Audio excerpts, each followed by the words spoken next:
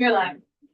Senate Transportation, and we are now about to go back in and work on the noise bill with Damian Leonard, our counsel. Great, good morning. 2 seconds here while I save the other document I was working on.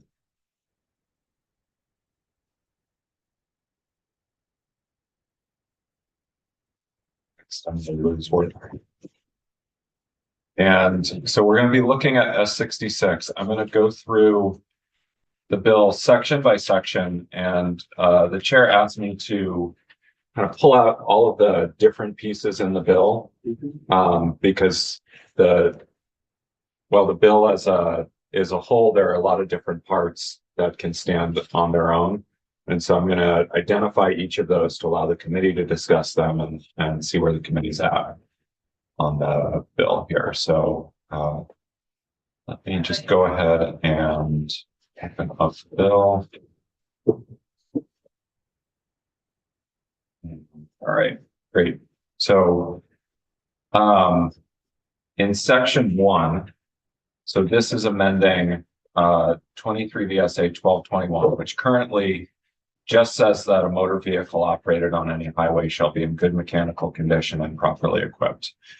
And it adds to that very broad language a couple of different pieces. So the first is B1, which starts at the bottom of page 1 and goes on to page 2, which provides that you can't operate a motor vehicle on a highway with a muffler that lacks interior baffles, or other adequate muffling devices, or a gutted muffler, a muffler cutout, a straight pipe exhaust, or any other device or modification that amplifies the noise emitted by the vehicle.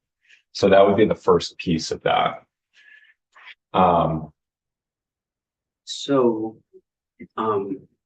think we need to have a fair amount of talk about this place.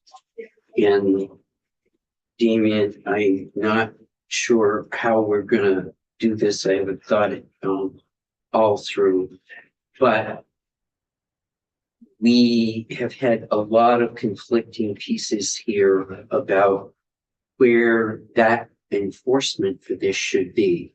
And we've had the issue raised of inspections, and at the time of inspection, not passing someone for inspection or where the muffler placement is. So where would be in relationship to this would that be? So I'm not sure I follow your question. Well, you know, would we, the question, a lot of people have been saying that when we inspect vehicles, we shouldn't get the inspection station, we should stop that. Instead of at having it done by law enforcement. So how do we have the conversation around that issue? Because this becomes so the language on inspection is in subsection D there. Yep. So the inspection statute is 23 VSA 1222, and it's also pretty broad language. Yep. And so in D, it just says that a vehicle in violation of the provisions of B and C of this section shall not pass inspection. C is the motorcycle muffler requirement. Yep. So that's where that restriction is. The law enforcement restriction would be the civil penalty. That's would be the civil penalty in relation to, right, which are two separate things. But clearly, is this strong enough at the inspection station? Does this accomplish what I think we've heard from everyone? Go ahead. Well, if I understand these sections correctly, if to just explain where I believe the committee has, we really haven't discussed it where everyone's positions are. So I think if you are in favor of a roadside stop, obviously I'm in favor of the entire bill. I would vote today to pass it. Let's go. I would even include it in the DMV bill, but that's just for me. But if you were someone who did not want roadside stoppage, you would not support section 1 until you get to subsection D. And if you were in favor of inspection being a stopping place, you would have to take subsection D, and you'd have to keep something with B, but make it for inspections. So we could do that if we wanted to make it just inspections by having the parts of subsection B be, you basically want to keep all of this, but make it so it's not an roadside enforcement, but that it's all related to inspection. And then you would get rid of E. It's kind of how I read it. If you just want it to be inspection based, if that's the direction we want to go, that's a clear division in the road of how we feel if we wanted to go to inspection. And I also don't know how people feel about inspection, because we did have divided opinions on that. So if I were to recommend a path forward, I would say we keep subsection D and include all of the above subsections, but make that about inspection, not roadside enforcement. If I read subsection B, you would just change shall not operate on a highway to the shall not pass inspection. But that's what we have already, right? Like, So the way the statute works is we have 1221, which says vehicle operated on any highway shall be in good mechanical condition and be properly equipped. And then in 1222, it says inspections shall be made at qualified stations designated by the commissioner as inspection stations for the purpose of determining whether those motor vehicles are properly equipped and maintained in good mechanical condition. And then it goes on from there, but basically the language is talking to each other. So there's this first piece, which is properly equipped in good mechanical condition. And then in the inspection section, we say, we use inspections to determine whether vehicles are properly equipped and in good mechanical condition. And as you all know, that very short sentence is the basis for our very long inspection manual. Because that is in combination with the following statutes, which then go into specific things like safety class, lights, illumination required, that sort of thing. The inspection manual has been written to determine what it means for a vehicle to be properly equipped and in good mechanical condition. That's where we get to the brake rust issue, body rust, all of these other things that come up. What do we say about mufflers in that process? Let me pull up the inspection manual. yeah.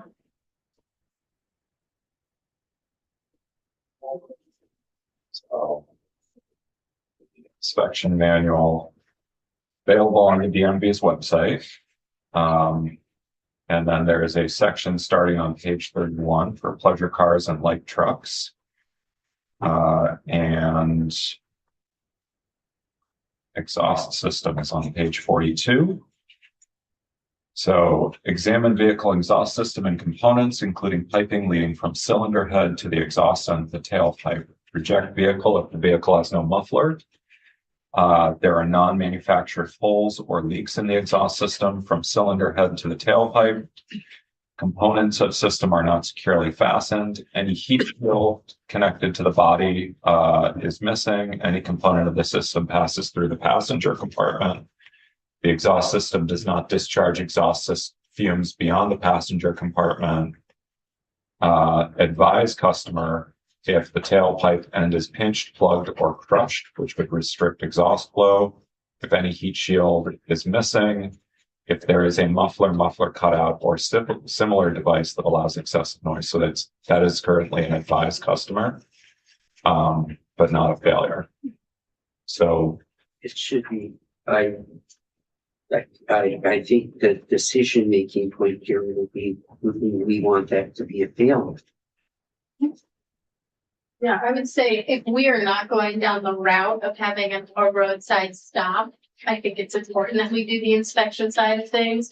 The reason why I think this bill pursues a roadside stop is because of the kind of perennial talking point we hear of people just take off the thing before they get inspected and then they put it back on after. This is to capture the folks that do that practice. I think it's honestly, I think the much easier sections, if we all came to agreement, would be we probably are wanting to cut section 4 and section 5. I will die on a hill for section 3. I feel strongly about sections 1 and section 2, but I still want to compromise. So that's where I stand. So, next, the other question in the statement is that what you read is the inspection manual that I would think fits a pleasure card. Yeah, The issue of, that we heard most in this is, tractor trailer trucks and the placement of the muffler in relation to where the J brake would go. As I understand it, and I, am no expert on this. I did over the break ride in a tractor trailer truck delivering 30,000 pounds of shavings to a farm store in Rochester, New Hampshire, and the J brake was used a lot. The issue around that is if the J brake exhaust comes out at the wrong point, it makes much louder noise than if it goes through a proper muffler. And so I personally am interested in making sure that what we just read in statute, that if it isn't followed, that's a failure. I think the rest of the committee should weigh in on this. I'm not sure what happens in this process to the big trucks. That's section 3. So that's the jig brake section that you're talking about, which has a totally separate. So that's start on page 90 of the inspection manual. Braking systems for the trucks. And I'm just looking to see if they address anything that's pages on the hydraulic braking systems. Air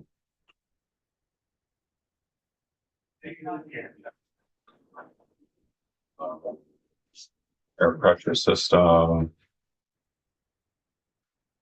Don't see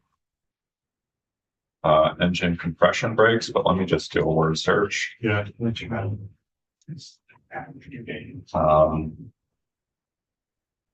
Yeah, I don't see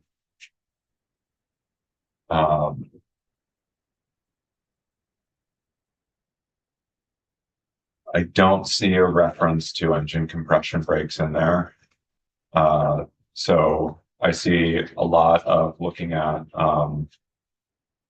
functions of the hydraulic braking system, mechanical brakes, parking brakes, brake drums versus brake rotors. That said, there are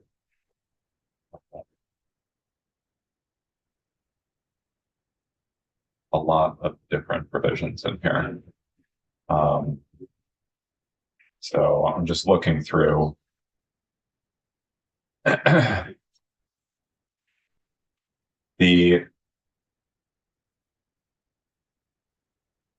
Ultimately, it becomes a question of whether you want to require a muffler, and then whether that's, if you're going down the inspection route, whether not having a muffler is grounds for failing the inspection. And then the other question is, do you want to require mufflers in all heavy trucks or just heavy trucks manufactured after a certain date. The current language would, I think, require it in all. So. What do other states do? Sorry, teacher. Yeah, go ahead. So what do other states do regarding mufflers on trucks? And then I just have some opinions if I can share it, it's the time for that. Yep, go ahead. Okay, so I think that that inspection should include mufflers. I like how the state of Maine handled violations where each individual inspection location didn't have to be able to measure it, but if you were cited, you could go to one of like 5 or 6 in the state where the decibel level of your vehicle would be checked. I don't know if we heard testimony on how expensive that would be, but that makes sense to me if we did want to do enforcement. And the fleet people should be able to inspect their own. Yeah. Well, I'm glad you got that on it. The first issue here is everybody in favor of making a muffler? You need a muffler contingent to pass inspection. Are you talking about cars or the truck drivers? There are two, it is two separate issues. What's the feeling around the table? So Cars is needed.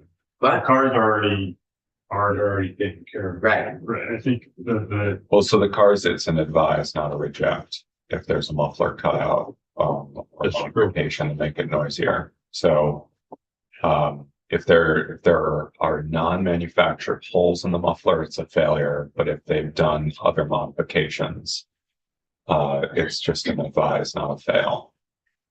So, so that there's that.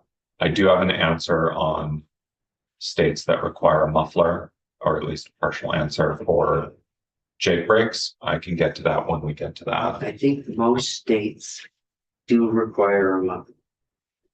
So, for Jake brakes, No, for cars, for cars. yes, no, that's a universal requirement. Okay. The question is the muffler cutout language, which is, in the research I've done, that's been fairly common language to have a prohibition. Lovely map. Yes. Oh, Senator Like, White is happy to email the map Um, around. got better information than I do at her fingertips there. But yes, in the research that I've done, it's a common requirement to say that you can't have a muffler with a cutout or a straight pipe or that sort of thing. The Jake brake muffler is less common from what I know, but I haven't had a chance to go through all 50 states. I would just say in the testimony we took, I thought I heard, and correct me if I'm wrong around the table, the noise testimony focused pretty significantly around trucks.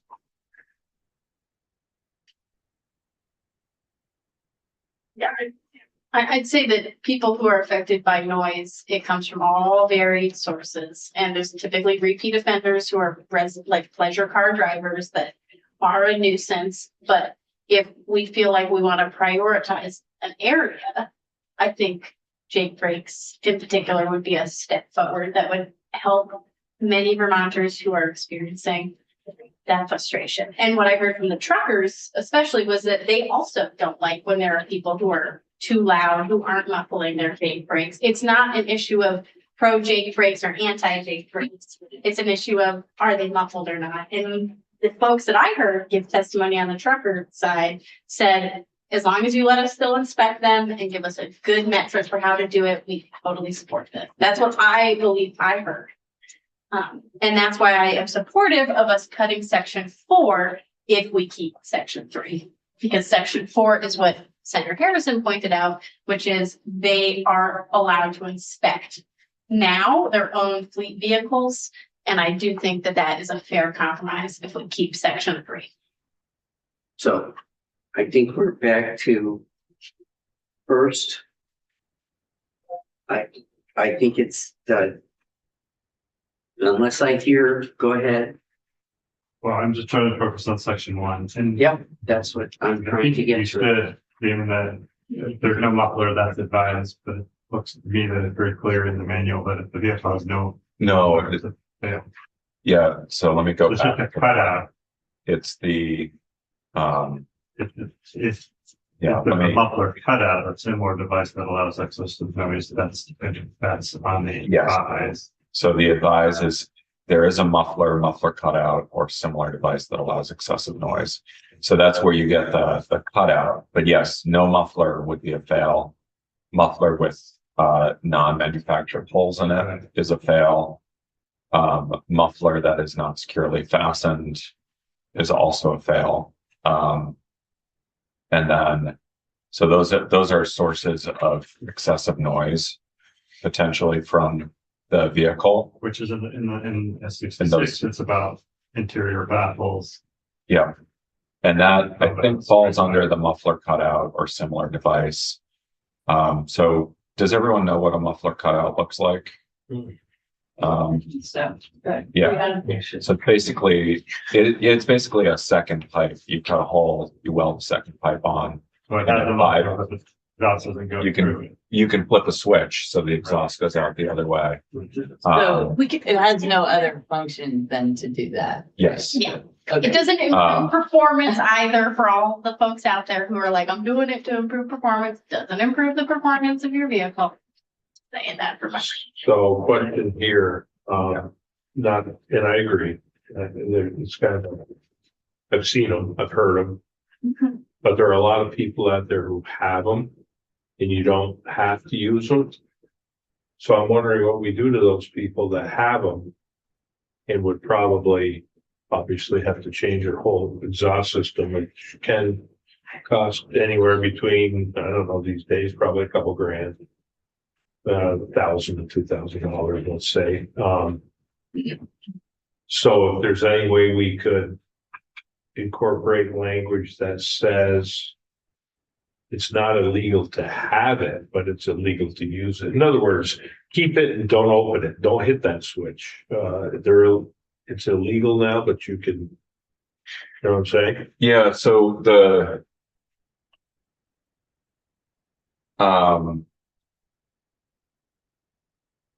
so that would definitely mean you would have to, I'm not sure how you would inspect that. Yeah.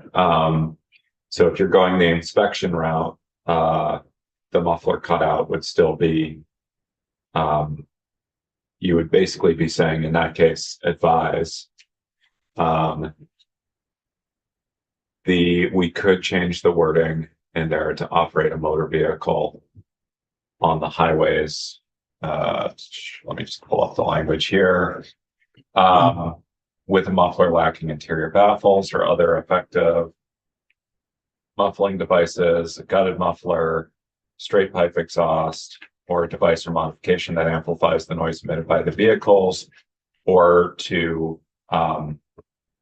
operate a muffler that has a muffler cutout with the cutout functioning, or I'm not sure exactly how to phrase that, but, and then I don't know how you police that. So, because it's, it's hard to tell. I mean, you can hear the sound, but that's a very hard thing to prove whether that flap was actually open at the time you're pulling them over. So, and obviously I'm not a law enforcement officer, so I can't speak to that, but I'm not sure how you draw that line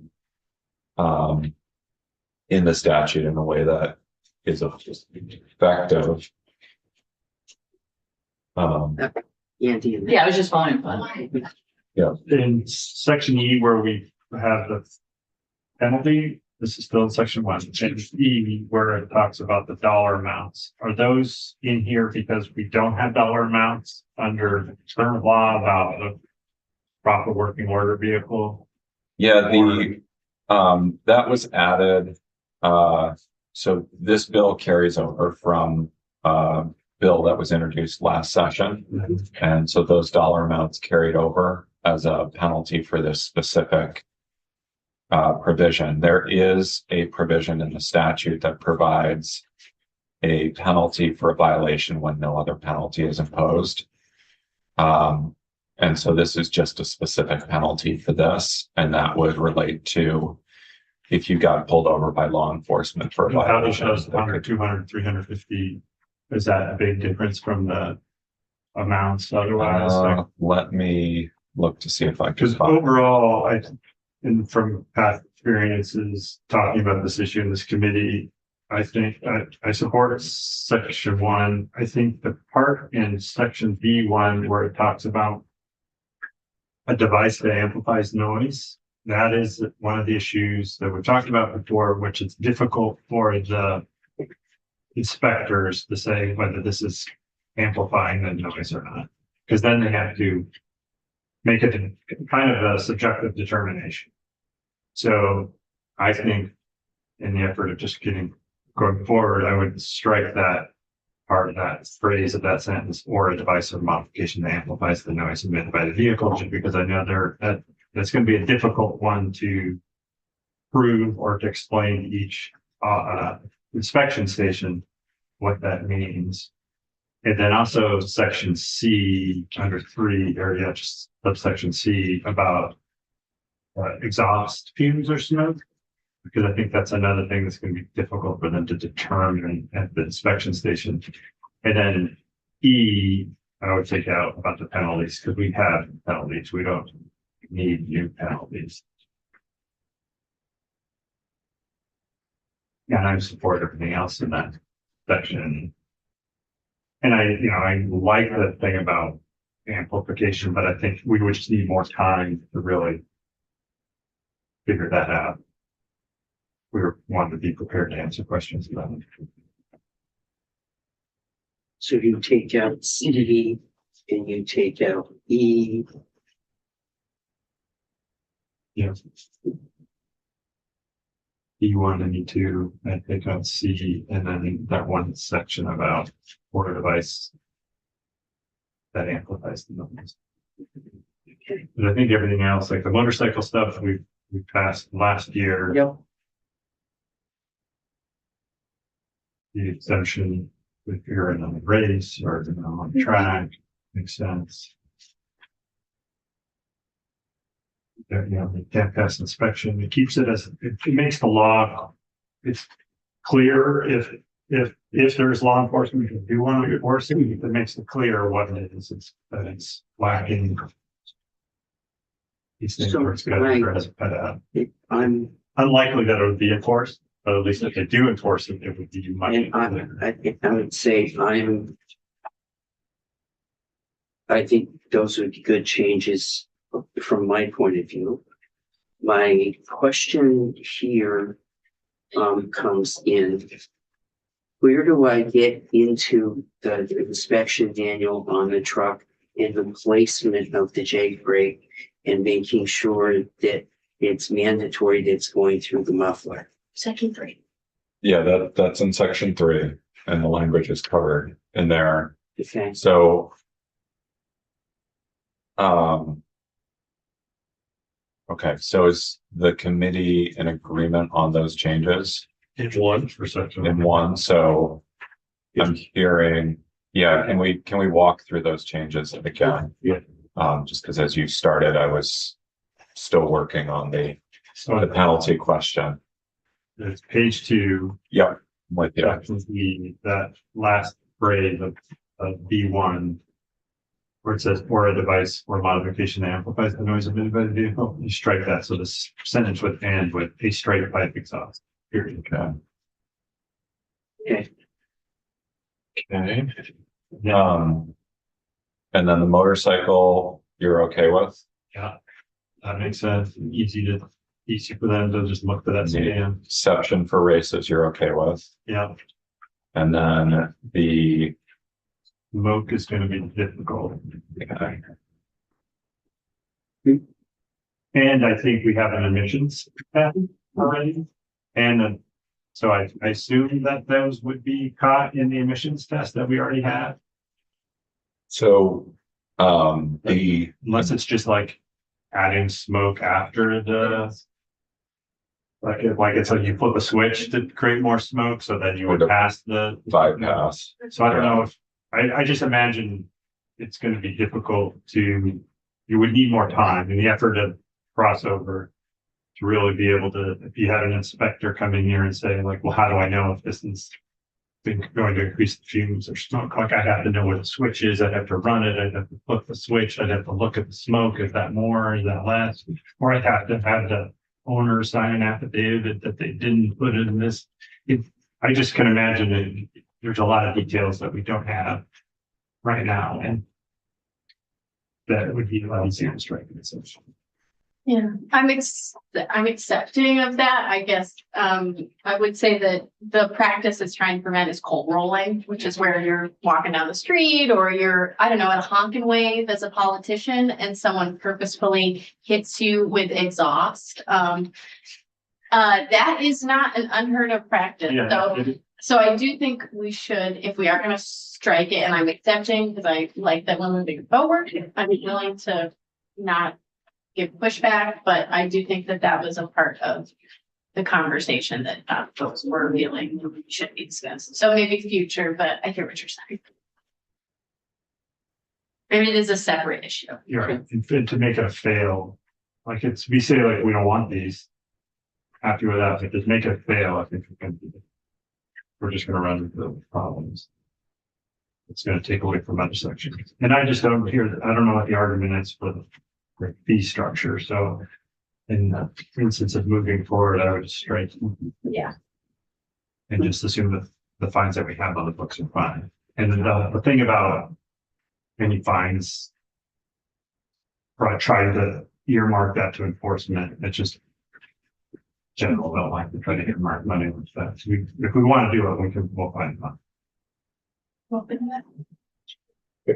Makes sense. Thank you. So that's, I've got my marching orders there. The next. Can I just, not to muddy the waters, ask one question? Sure. If we strike D, which I'm in favor of, right? D you said, right? You know, just E. Oh, not D? Yeah. Yeah, so the, E He is the whole, is. Yeah, that's what okay.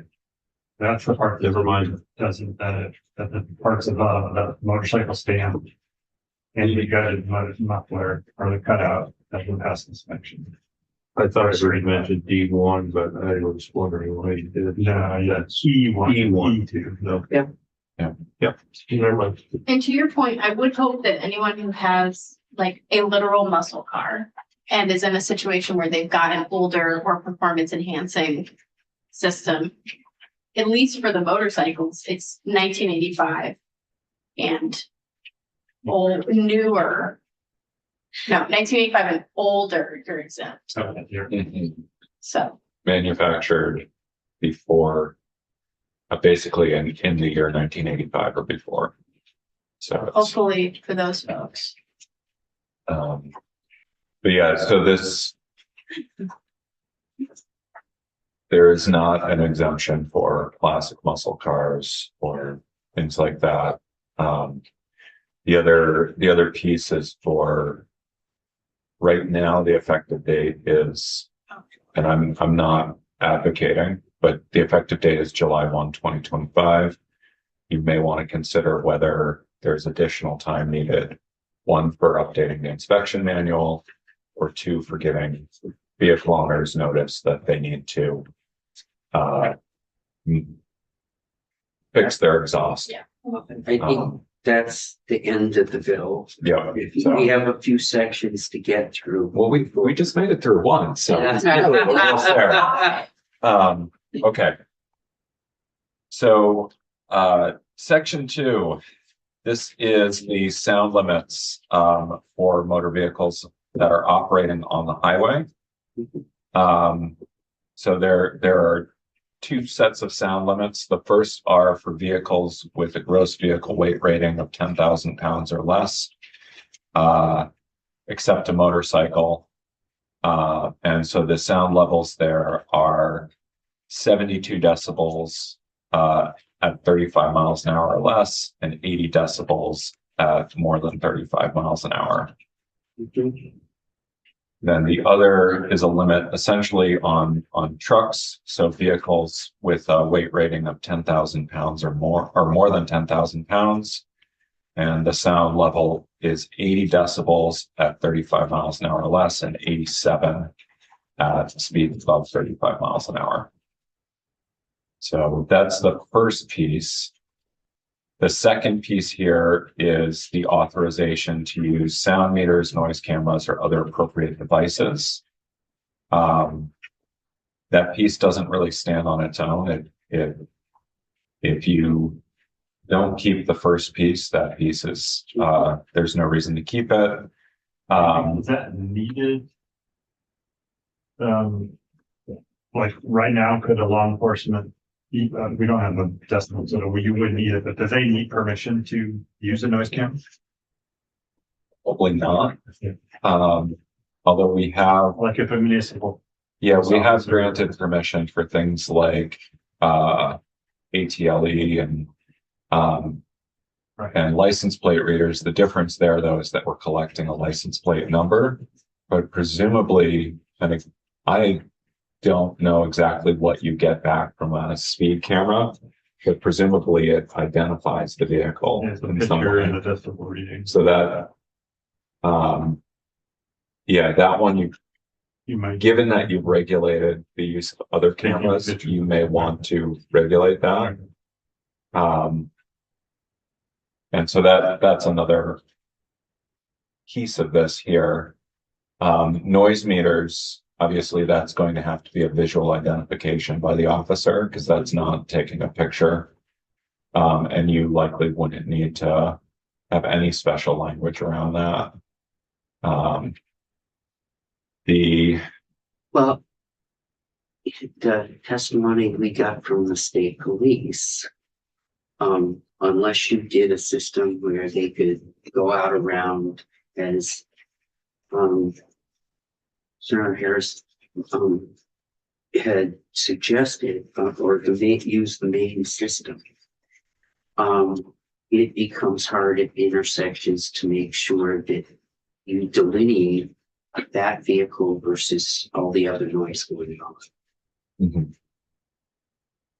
May I make a comment? I also heard from someone that the noise meters or the noise cameras aren't where the technology is not as good as it's going to be in a few years. So it would be good for us to wait 5 years and let some of the bigger entities use the noise cameras.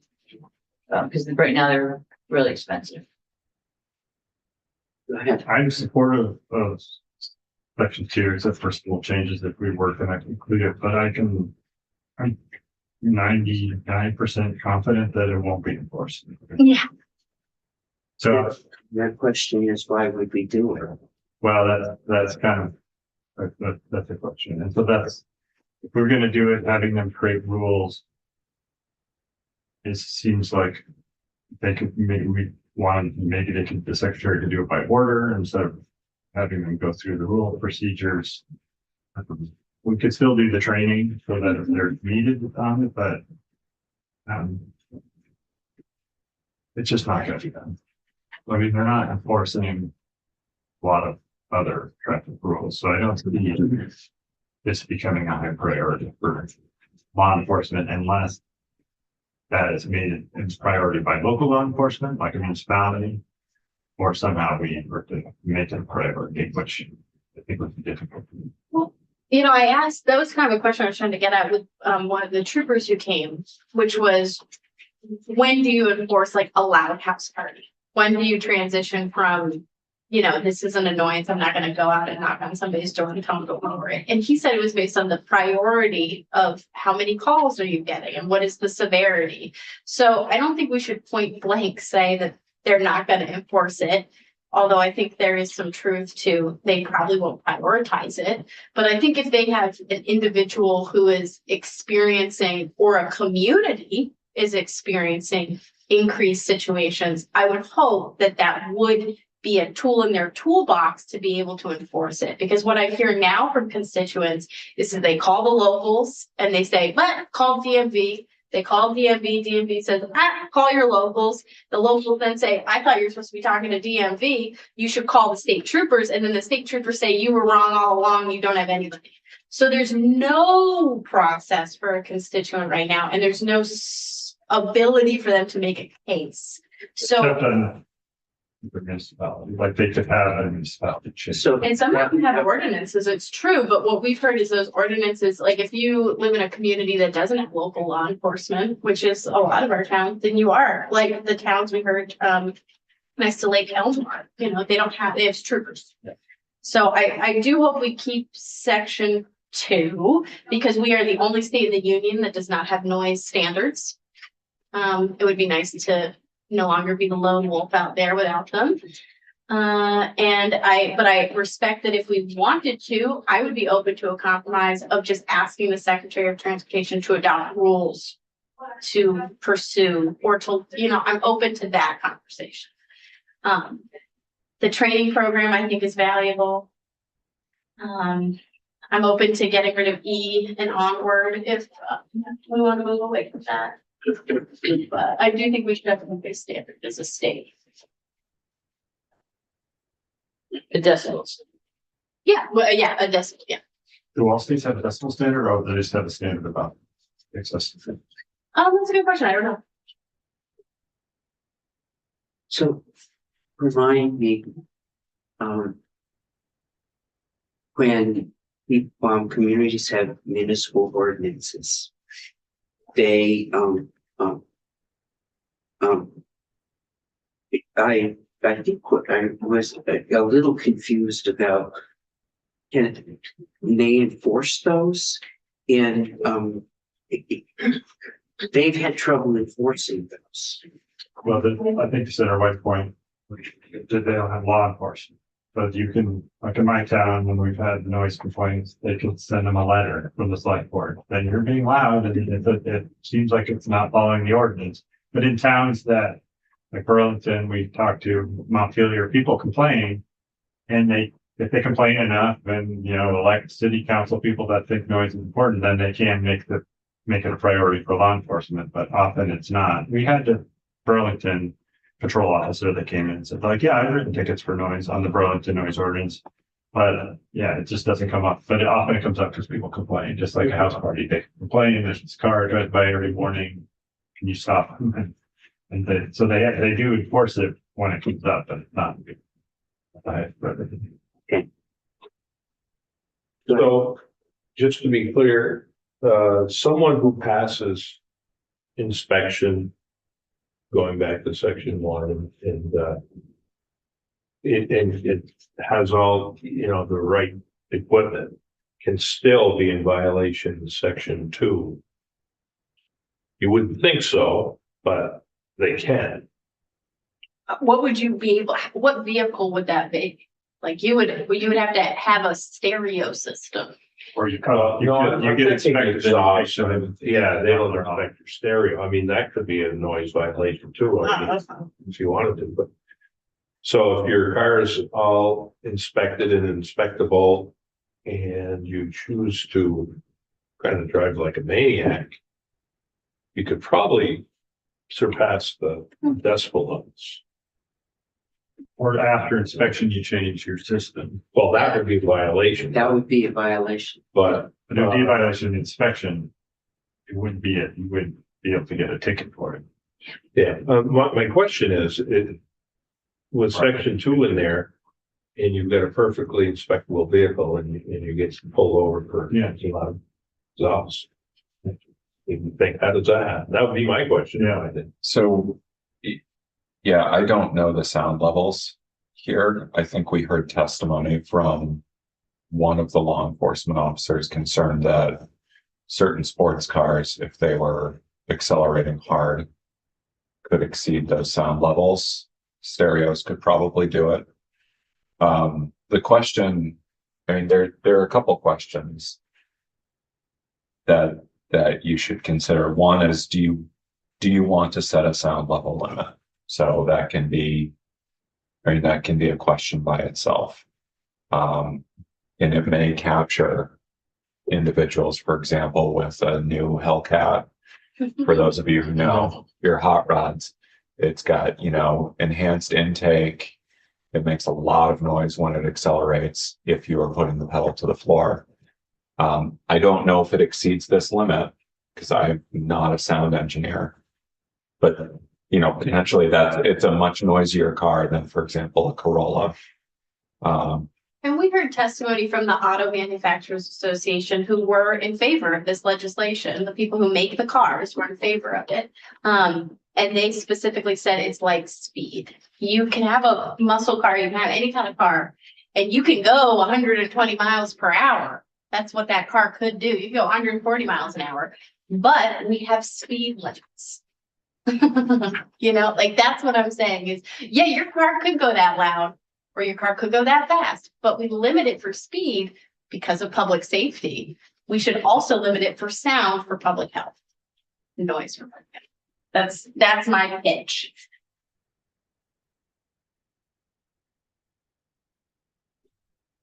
And I think what we also heard from the study was that if we are going to do something, they want a standard. They want a metric to base it off of. Because without this section, without some kind of metric, it's kind of like loosey-goosey. What are we talking about? So if we're not going to include this section, I think we are, or section specifically within section 2A through I think it's D. If we're stopping at section D before we get to E1, line 18, if we get rid of that, we are kind of taking out the core of what is not subjective in the bill, which I think is what is the argument made, at least to my constituents, on why it's not enforceable. Because there's no objective standard that they can point to in the same way there's speed. Second question on that is, going back to I think it was the state trooper who was saying, or it might have been DMV enforcement, but how do you inspect for sound or, for the decibel meter when the car has to go 35 miles an hour or less than? But I don't think you would be inspecting this. I think this would have to be a roadside. yeah, that's the point. Yeah. And we heard that, and he would have to, you'd have to actually stand by the side of the road as a law enforcement officer and have this guy who you just pulled over for a violation turn around or whatever and go by you at 35 miles an hour with the meter, correct? I mean, how else would you? It would be like if you have a noise camera, then you take the picture and the decibel reading. It's like it'd be like a speed. Now we're back to noise cameras, which we've heard are ready for prime. Or you would just kind of like a speed thing. You're like, I clocked you going this fast when you will pass. So it'd be like, I read the meter said it was 80 decibels when you drove past. We'd go in front of a judge and you could argue like, well, the police officer said it was 82, but I don't think it was calibrated. I mean, people could fight it for that, but that's how you would do it. You would say, I read the decibel meter and it was over the limit when they drove by. You would have to get them to drive by again, but it could have just been at that moment, not all the time. But I think there are a lot of issues that get into that. That's why I think enforcement is unlikely to happen. Well, that was my, getting back to it. I think law enforcement is stressed anyways, and I don't see this happening very often.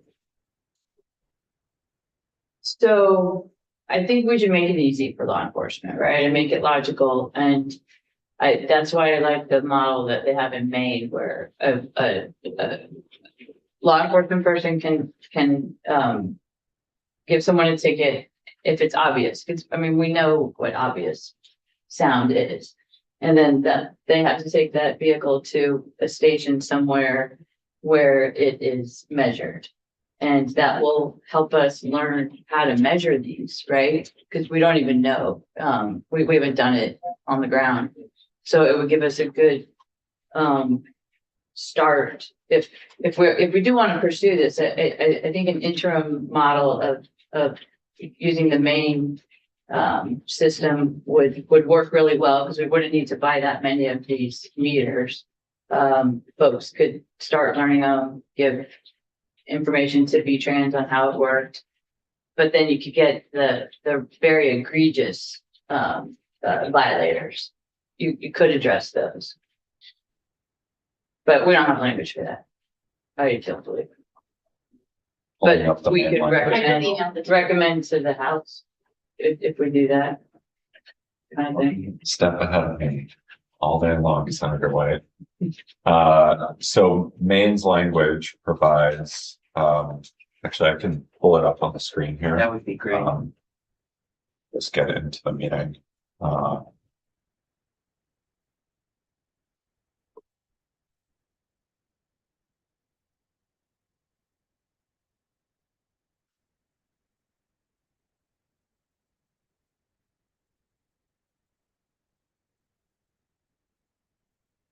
I think I like the idea, Senator Harrison, about making it easy and having it sounds like excessive slow rate ticket. If you want to test it, you can go, if you want to check.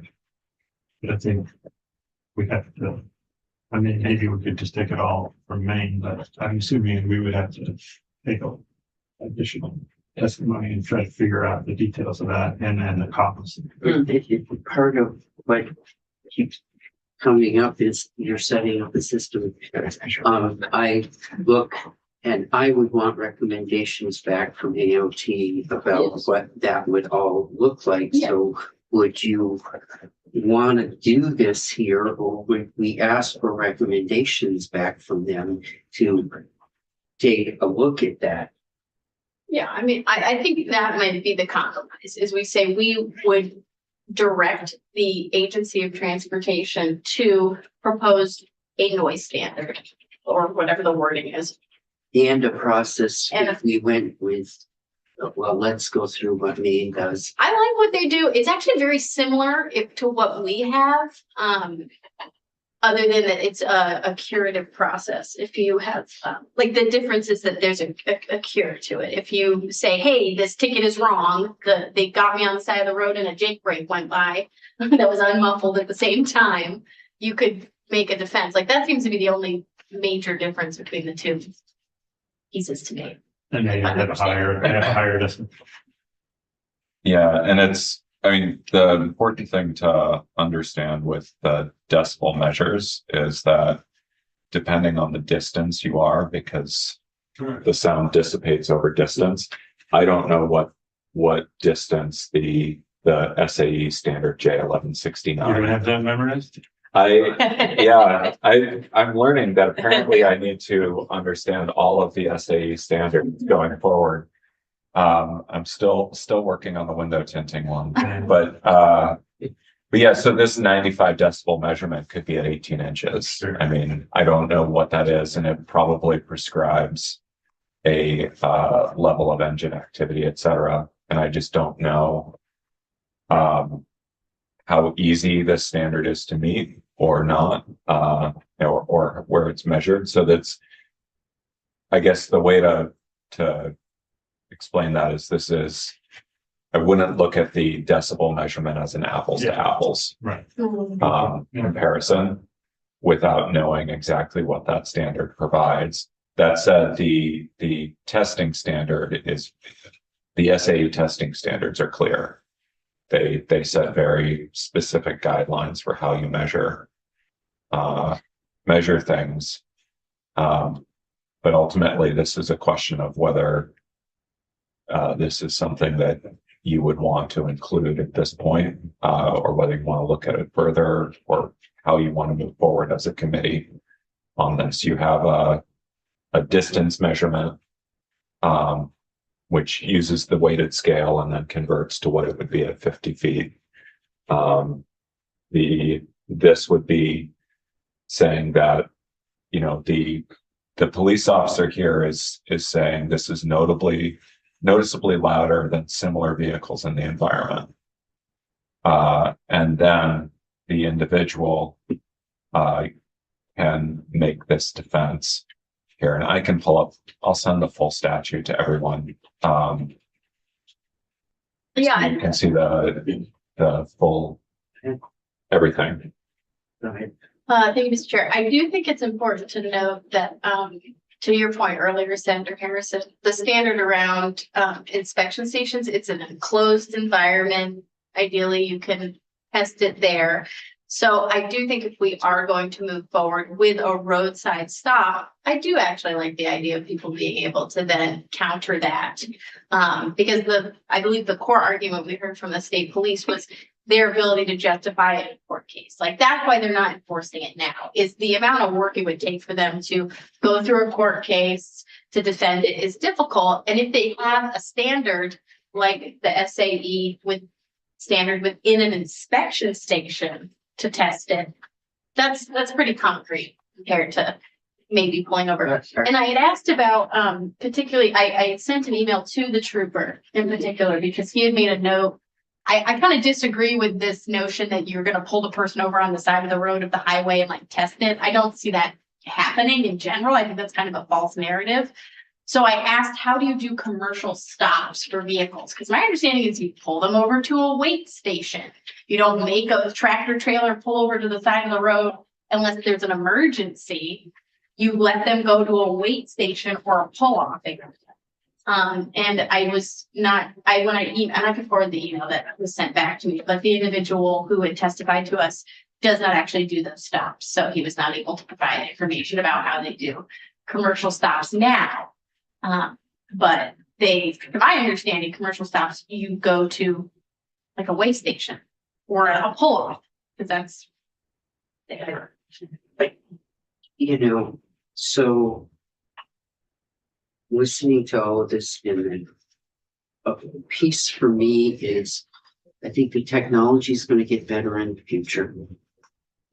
I think AOT and should weigh in on this and maybe recommend a standard to us next year, and recommend a process whereby, and we would come back and revisit this. I'm not sure doing all of this now gets us to exactly where we want to be.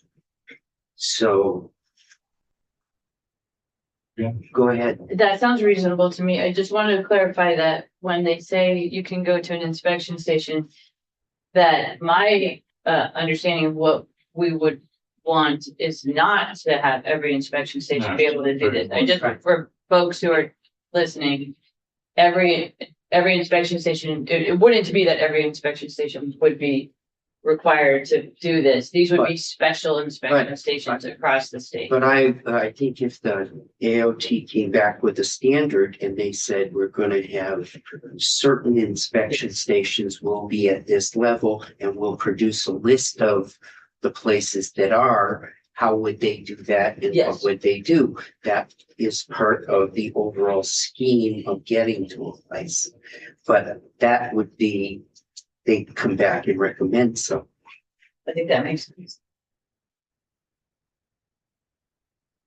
Yeah, Does I that, think that's a good way to move forward. can you put something together, Damien, that would, Basically direct AOT to develop a process for enforcing. and recommend some levels and bring it back to us?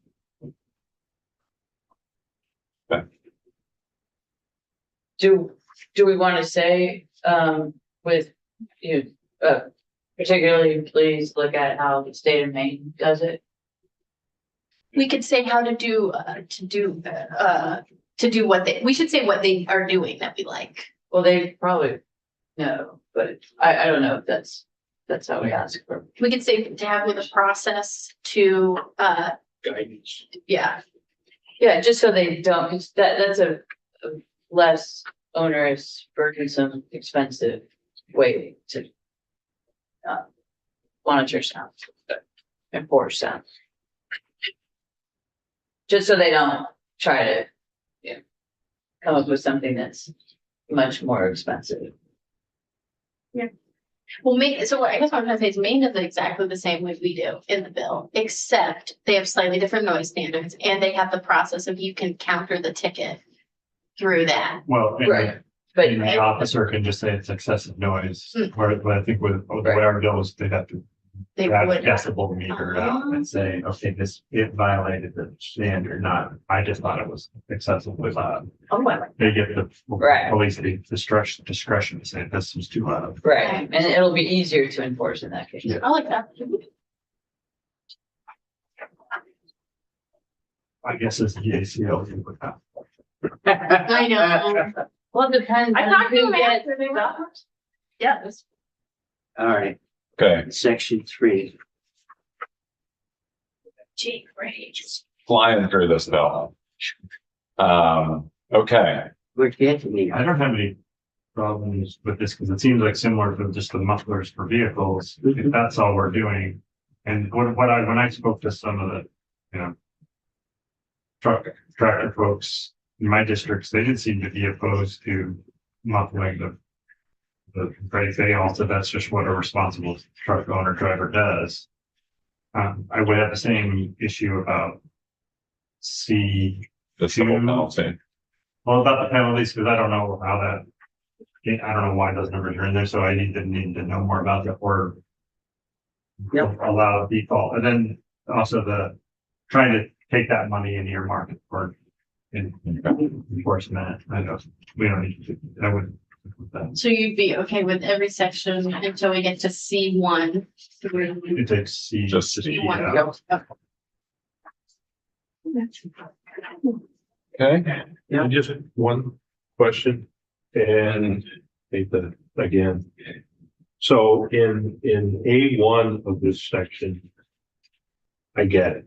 And then in number 2, am I reading that right? Is it saying it's okay to have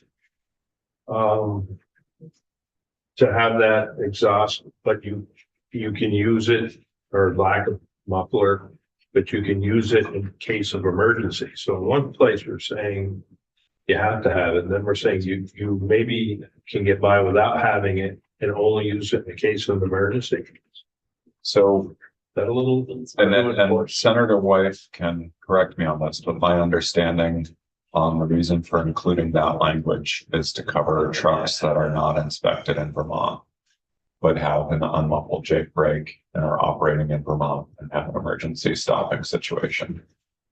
So that was my Yeah, understanding. It was Does for that safety. cover it? It was, yeah, it was for safety. So- If Safety you, only. I don't want someone not using a Jake brake if it's unmuffled and they're in an unsafe situation. Like that's bad. We don't want that.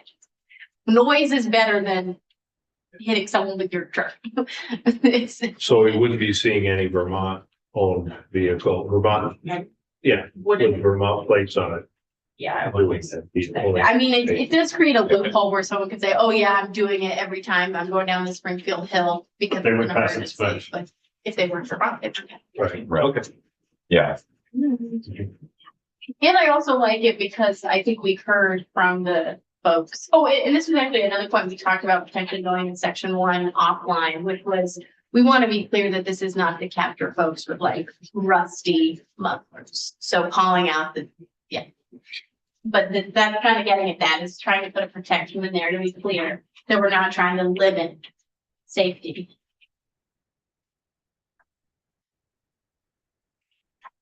So section 4, we need to take that. Yeah, it sounds like you all section 4. I mean, except for the technical things, it's really just 4D. It seems like the Yeah. other things were technical changes by. yeah, they're, DMV or something. none of them are substantive. Should we keep the Damien cleanup? Is that the? Yeah, No. no, just take, you You don't. want to take out the whole section or just take out? D? I don't think there's any reason to keep the cleanup unless you're putting in that section. That's just If we're gonna amend that section, clean it up. exactly. And I think section 5 would be. And just for anyone watching, section 4 is a section that said that folks could not inspect their own fleet vehicles. Yep. We are taking that out. Yep. This would be for all, not just, this is for any, We heard a lot of concerns. so it'd be Yeah, for and police, but it would reasonable. also be for all inspection stations, just to be. Yeah, because it also Sorry? covers, All cars. Yeah, it also- Oh, not just fleet cars. yeah, it prohibited fleet inspections, but it also prohibited, for example, the inspection mechanic at a station having their car inspected by another mechanic at that station For themselves, for the. for themselves. And I don't know if they're allowed to do that under the rules anyway, but it's like the owner of the station is a certified mechanic. And then one of their employees who's also a certified mechanic, Mhm. they couldn't have they'd have to go down the street to the other station in town. Okay, And then section 5.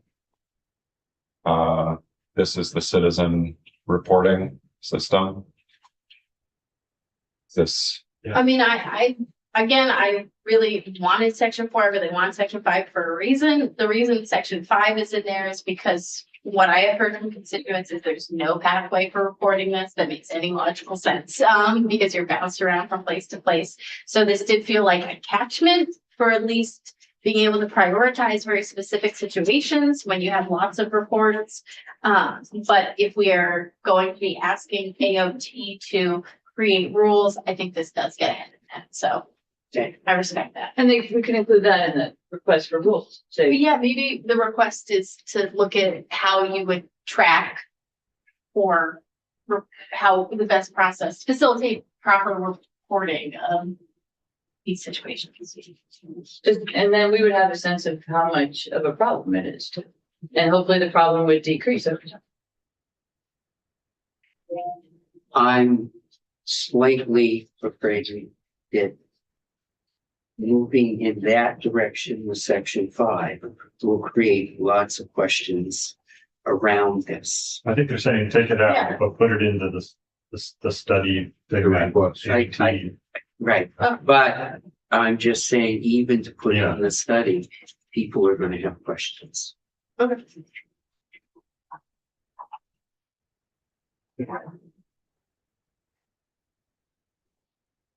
But I'm not opposed to, Yeah. asking for a recommendation. Section 6 has to come out.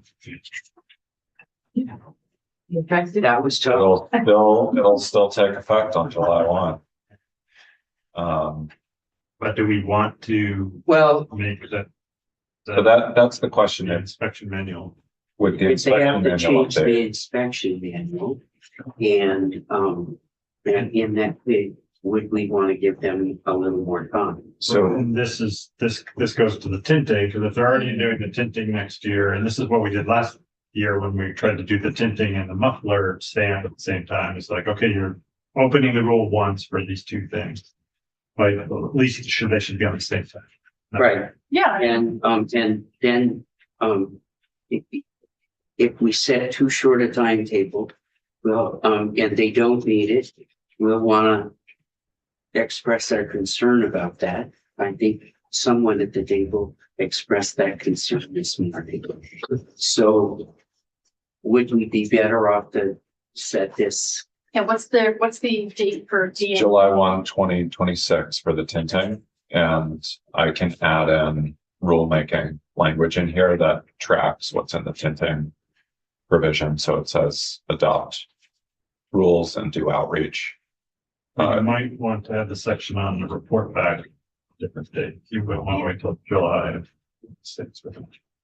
Yeah, could we have the sections around the reporting come July 1st, but then call out the actual changes for July 2026 is what. So I think you No, I want would- your report back for the beginning of next session. Yeah, To make January. legislative Oh, or changes. December, maybe? Well, Yeah. yeah, or. Yeah, we January started a new 1st thing or- about doing December so that we Oh, can December look at it. 15th. Yeah. So with this, I would just note that December 15th in the second year of the biennium does not help us with getting bills in ahead of time because your Senate introduction deadline is before that. Mm-hmm. It does help get that stuff on the table before you're back. So you can hit on day 1, hit the ground running. One thing to keep in mind, though, is you're the transportation Yeah. committee and your bills are committee bills, Right. We have unlike two the other bills. committees. And the report would be So- back to this committee. Mhm. And I think it's important that it come before the session. Yeah. And that, you know, if we had a deadline, the 15th of December, the 15th of January, we would take it up, and we heard reports at the beginning of this year. 15th is a Monday, so. That was just something that the Government Accountability Committee came up with. That was on the list. Yeah, recommendation. and it is actually that we're shifting over to that with most reports. It's Um, December 15th. December 15th, it's not always the easiest for the agencies to meet. What we've gotten is a lot of pushback from agencies saying, can you stagger the reports? Hmm. Because having 6 reports due on December 15th is really hard for our staff. Since we have 2 staff in the policy office who do the reports. So instead, like this year for your transportation reports, you saw December, January, February, March. For like 8 different reports that these committees asked for last year. So it's really with these reports, I'd say what works best for you. Just keeping in mind that they, like your own legislative staff, have limited personnel. And limited budgets to hire consultants to help alleviate that. So picture Daniel, what would you like? Yeah, Let's do December 15th. Well, okay. Because you don't put have to the- make that Put report, right? December 15th in, and the Howard's gotta have something to do. Well, how about we remind them? So- I'll remind them. This bill has a long ways to go. It has to go to the House and everything. Let the House, have something to do. They can. Great. There you go. They'll say, they're gonna add back all that section. Okay, and I am not clear on where we're at with the citizen reporting. Is that going in the report or it's out? Okay, Oh, And, but you are going to, ask for a recommendation, from the agents. so I'm asking for a recommendation on, Citizen reporting of noise. And it's in the same report, right? It's not. a- Yeah. okay. I think I've got what I need. This will obviously take a little time. So, But we, we have a firm deadline. yeah, Of 10 o'clock in the morning on Friday. okay, that's A when you're. firm deadline. You'll have it before then. Well, we may get to it tomorrow, but we have a firm deadline of, Yeah, my preference is just to get these out as I get I them. want you to get it as quickly as you do. We'll take it up again Yeah, and do that. But the firm deadline is 10 o'clock. Yeah. You'll have a draft sometime tomorrow. Good. So. Okay. Don't worry. This time of year, I just work until it's finished at night and Yep. I sleep when I can. So, And you're not. sick. Unless you're feeding your kids. Yeah. Those kids. And I appreciate that. I needed that like 5:15 to 7:30 window to get them settled, fed, off to bed. And then I worked till whatever it was, 11:30 last night. So, yeah. You got an extra Yeah, hour? I think, if we need to sit down with, joint fiscal, I'm gonna go and make sure if you could hold your calendars. And, can we start at 8 o'clock tomorrow again? Because I wanna work through, I canceled 2 different meetings to be here. We have snacks. We don't have snacks. can we, What are we Yeah. doing tonight? Yeah, there's not, there's. we're going to, we have to, finish the DMV bill. If Damien is ready to go tomorrow morning, we will, be back at this with a clean draft if he can get there. You'll have both drafts ready. I can have them ready for 9 a.m. tomorrow. I cannot be here before 9 a.m. because I have Elcar in the morning, so. Right? I know, It's not even a kid. they've got a rule objection to deal with, We, so. I will, I'm going to see if I can get Logan in the chair first thing tomorrow morning to, run through numbers. So we will have the numbers run through by 9 o'clock when you come. And you're hoping, so tomorrow. And we do need to, I'm sorry to interrupt, but we do need to, get from Michael Gravy, because I want to make sure everybody's good here, so we can get our amendment up to the clerk's office and get that ready on the chloride piece. So tomorrow, 8 a.m. Logan. Yep. 9 a.m. Damien, Yep, and then Michael O'Grady somewhere in the mix. someplace when we can corner it. Okay. And you are expecting us to vote on S66, this bill tomorrow, the DMV bill? And also the amendment? Are those your goals? We're gonna work through all of those, as many as we can, and if we could vote, I'd like to. Yeah. But if it spills over into Friday morning, it spills over. We have a deadline of tomorrow, Yeah, Friday. And we also have the governor's appointments on Friday, so. Yep, yep, and just keep in mind with the DMV bill, you still have outstanding the question on the language around licenses and extensions. So that is, I think, 8 different sections that are hanging out there right now. And then there are the fees that are still standing out there. Other than that, I think everything else is closed up on that bill. So Forestry. yep, yeah, the forestry bill's out there, the chloride bill's out Yep. there. and the forestry bill, Logan's gonna have to sit in the chair and talk about the costs. So, but yeah, DMV bill is close except for that license issue. That is, I think, the big piece there.